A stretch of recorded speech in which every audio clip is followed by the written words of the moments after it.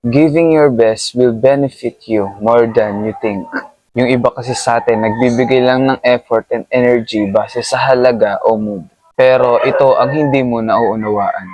Kapag binigay mo lahat ng makakaya mo, you will grow and develop faster than others. Paano yun? Sa mga taong walang takot sumubok, maging curious at maagang nagkakamali, sila yung mga taong nauunang makita ang kahalagahan ng effort dahil pinagdaanan na nila.